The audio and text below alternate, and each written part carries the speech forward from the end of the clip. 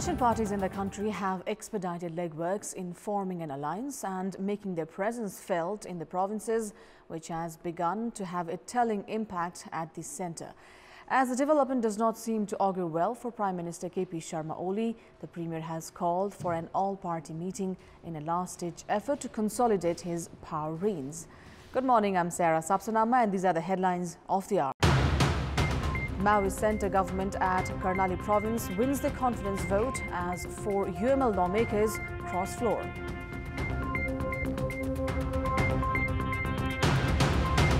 Amid a surge in COVID cases, parents, students and teachers reel under a lack of coordination among the state bodies. Hong Kong pro-democracy media tycoon Jimmy Lai found guilty of unauthorized assembly, sentenced to 14 months in prison. And the Tri-Nation tournament all set to begin from today. Nepal to take on the Netherlands in the inaugural match, scheduled for 1:15 p.m. at TU Cricket Ground.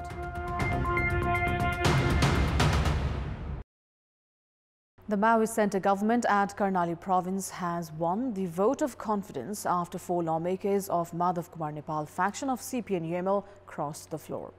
Karnali Chief Minister Mahendra Bahadur Shahi won the vote of confidence as 22 voters were cast in the favour of the Maoist government, while 15 votes were cast against the government. Apart from the 12 Maoist lawmakers, Shahi was supported by 6 lawmakers from Nepali Congress and 4 lawmakers from CPN-UML. UML's Prakash Jwala, Amar Thapa, Kurmaraj Shahi and Nanda Singh Buddha crossed the floor to vote for Chief Minister Shahi.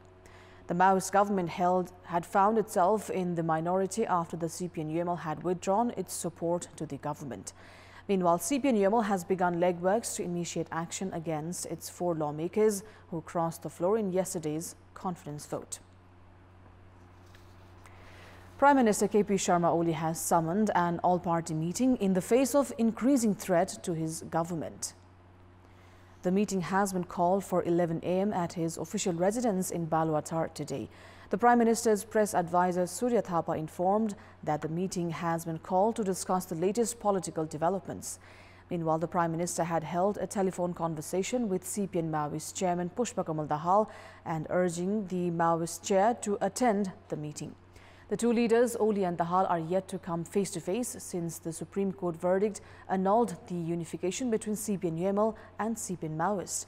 The all-party meeting is viewed with considerable significance in the face of an alliance between the parties in the opposition Nepali Congress, Maoist Centre and Janata Samajwadi Party. Academic institutions have been found disregarding the Health Ministry's instruction to halt in-person classes as the directive came amid high risk of coronavirus transmission among the students. Parents are meanwhile left in confusion whether to send their wards to school or protect them from contracting the virus by keeping them at home. The Health Ministry, issuing a press release on Thursday, urged students of 14 districts, including Kathmandu, to avoid in-person classes. The ministry also listed 14 districts with high risk of virus transmission that included all 3 districts of the Kathmandu Valley. Meanwhile, students on Friday reached their schools amid continued silence on the part of the Ministry of Education, among other stakeholder bodies. The Education Minister, Krishna Gopal Shrestha, doesn't seem to buy the idea of shutting down educational institutions, while private schools have strongly shown their willingness to continue with physical classes. In the meantime, Kathmandu Metropolis released a briefing on Thursday directing only those schools to shut that have detected positive corona cases. Surprisingly, other state bodies themselves seem ignorant regarding the Health Ministry's Thursday warning. The health experts say that the ongoing scenario amid the pandemic is bound to invite unprecedented health crisis in the country. Now, at least 5 people have died while 39 were left injured as a bus and a tipper collided near Rohini River of Bake Kohalpur along the east-west highway. According to Bake police, the deceased have been identified as Bake Kohalpur's Uday Batha, Khagendra Bahadur Sunar, Surkhet's Jiwan Kumar Bika and Jhapa's Chhatra Bahadur Katwal. One of the deceased is a woman who has yet to be identified. The injured, meanwhile, are being treated at the Kohalpur and Nepalganj hospitals. Attending doctors have said 9 of them are critically injured. The injured also include 5 armed police force personnel and 4 Nepal Army personnel. The incident took place yesterday evening. Excavation works by breaching criteria have continued unabated at Indravati, Sunkoshi and Melamchi, among other rivers, while local administration has remained a silent spectator. In this context, in our Public Voice segment, we have asked in Sindhupalchok what should be done to stop illegal excavations. Let's take a look at what they had to say.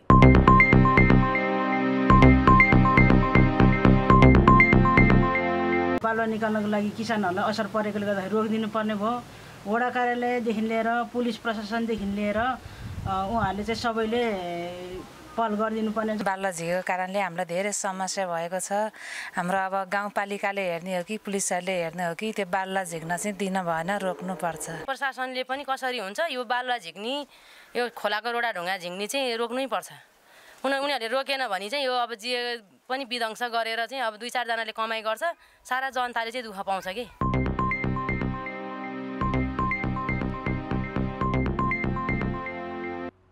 Time now for our segment Public Pulse, where you text us with your opinion.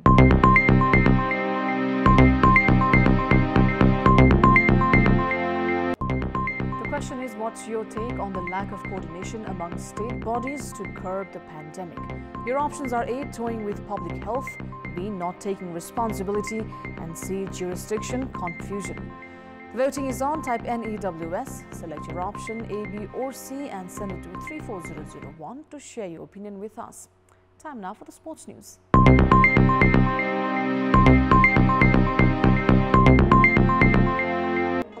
The Tri-Nation tournament involving Nepal, the Netherlands and Malaysia is all set to begin from today at TU Cricket Ground. The inaugural T20 match will see the home team Nepal taking on the Netherlands. The match has been scheduled for 1:15 p.m. kickoff, and the tournament, to be played in double round-robin format, will see the top 2 teams contesting the final. Nepal and the Netherlands have faced 8 times in T20 format, of which the Dutch team had won 5 times, and Nepal clinched victory in 2 matches, while 1 match had remained indecisive due to rain. Only limited spectators will be allowed entry as per health protocol. With that, let's move on to our special segment, Media Watch.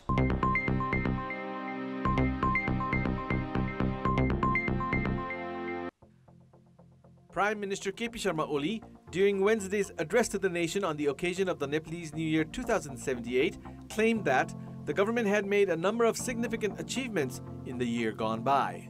Premier Oli listed bringing the underground Netrabikram Chand-led group into national politics and bringing the waters of Melamchi into Kathmandu homes among the significant achievements of the government in the year 2077. A no-confidence motion was filed against Chief Minister of Gandaki Province, Prithvi Subba Gurung, on Thursday. The main opposition Nepali Congress, CPN Maoist Center, and Janata Samajwadi Party jointly filed a proposal against Chief Minister Gurung at the Provincial Assembly Secretariat. 28 lawmakers signed the proposal, registered with the demand for a special session of the Provincial Assembly. Earlier, CPN Maoist Center had withdrawn its support to the incumbent provincial government to join with other 2 parties to file the no-confidence proposal. In the 60-member Provincial Assembly, 31 votes are needed to elect a chief minister. Rashtriya Janamorcha Party had already extended their consent to the 3 parties to form a new government. The provincial government was in minority after Rashtriya Janamorcha Party had withdrawn its support to the government on Wednesday.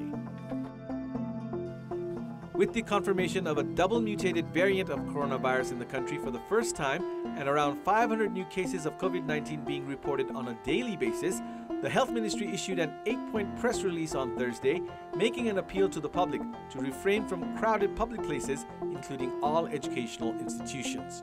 The Health Ministry has categorized 14 districts as the most affected districts, including the 3 districts of the federal capital, Kathmandu. The ministry categorized Morang, Bara, Parsa, Chitwan, Kaski, Baglung, Rupandehi, Dang, Banke, Surkhet, Kailali, Lalitpur, Bhaktapur and Kathmandu as most affected districts.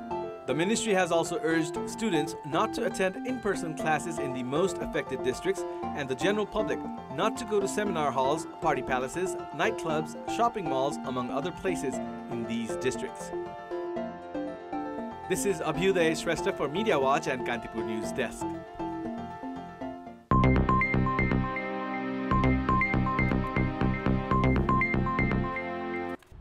That's all for the moment. Thank you for watching. Have a great day ahead.